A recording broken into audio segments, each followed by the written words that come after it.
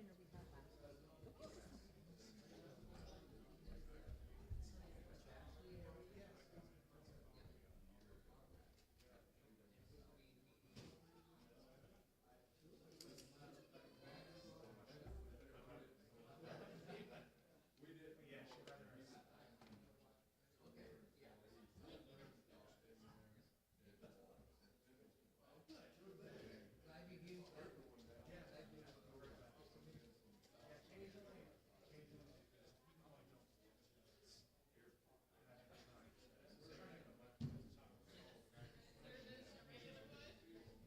Josh, do you want this thing towards the piano again?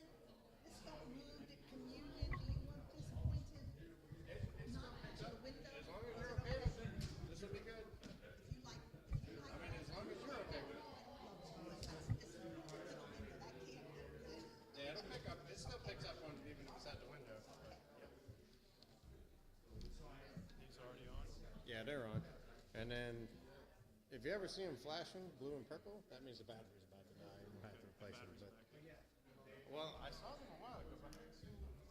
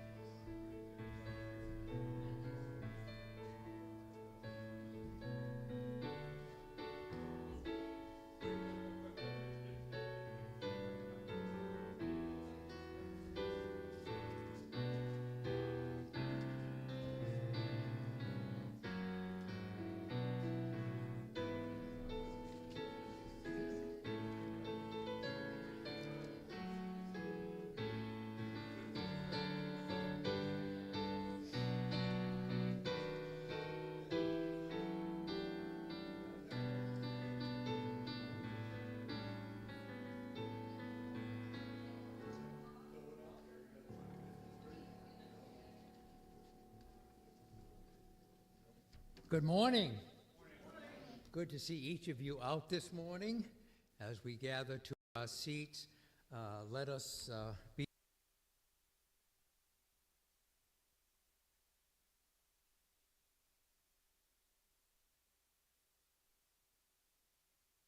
Operation Christmas Child boxes are going to be due at that particular.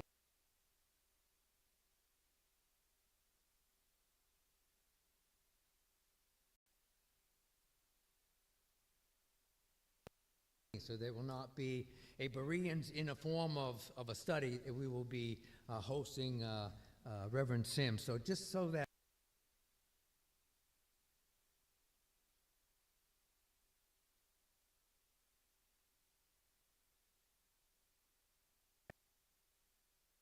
and just put those in the back of your mind and seek opportunity to attend if you would like.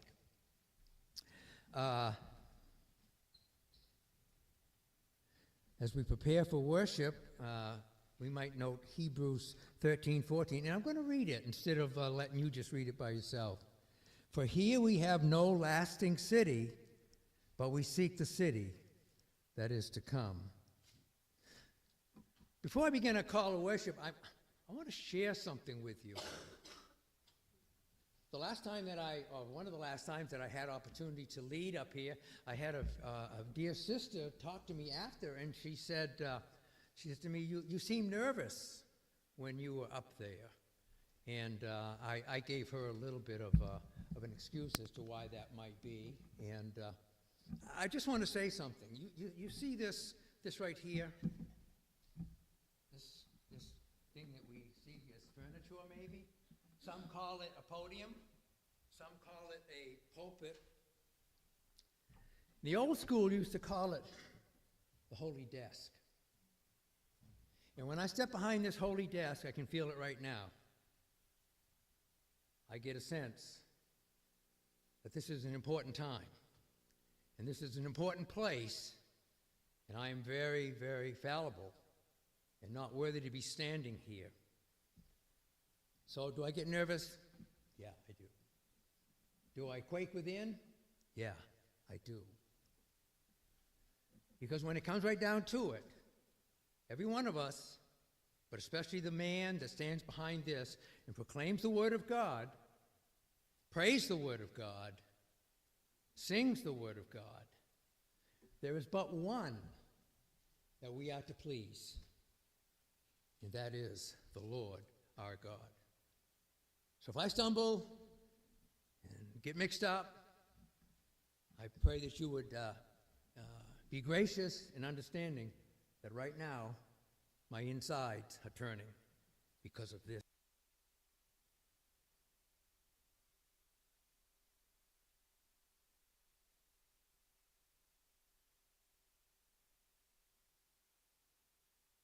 Through 7a. O come, let us sing to the Lord. Let us make a joyful noise to the rock of our salvation. Let us come into his presence with thanksgiving. Let us make a joyful noise to him with song and praise. For the Lord is a great God and a great King above all gods. In his hand are the depths of the earth. The heights of the mountains are his also. The sea is his, for he made it, and his hands formed the dry land. O come, let us worship and bow down. Let us kneel before the Lord, our Maker, for he is our God, and we are the people of his pasture and the sheep of his hand. Let's pray together. O Lord,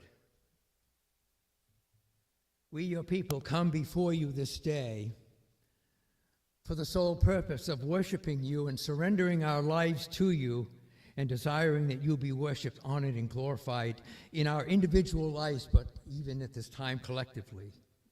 We pray that you would bless. We pray that you would guide. We pray that you would lead. We pray that you would grab our attention to the wonders of you and the privilege that we have of calling you the God who created all things, who is the God of the universe, Father, Son, and Holy Spirit. We call you our Father. We thank you and praise you for this time that we can spend together. We pray that you would guide us as we sing, as we pray, as we hear the preaching of your word, the pronouncing of your word. And we just thank you and praise you for the great privilege.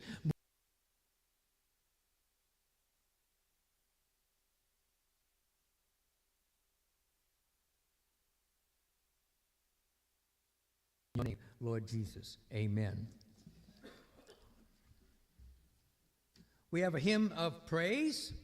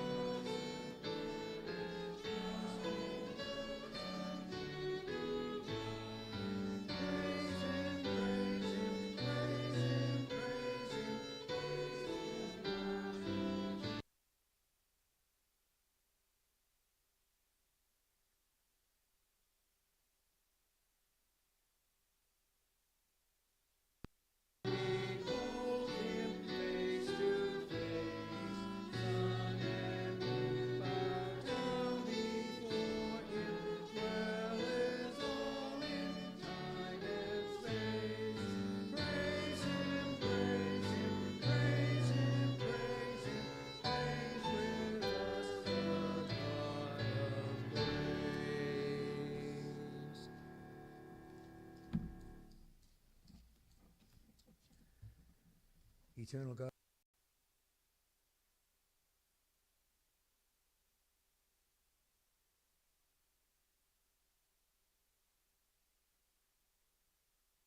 Lives to bring us here for the purpose of worshiping you. We thank you and praise you, blessed Lord Jesus, that you made the way for us to come. And you, O blessed Holy Spirit, who applied the work of Christ to our lives and made us alive in him. How we thank you and praise you for what you are doing in our lives. And it is an exciting time to be upon the earth, and you have placed us here for a purpose of worshiping you and glorifying you and doing your will and seeking your face.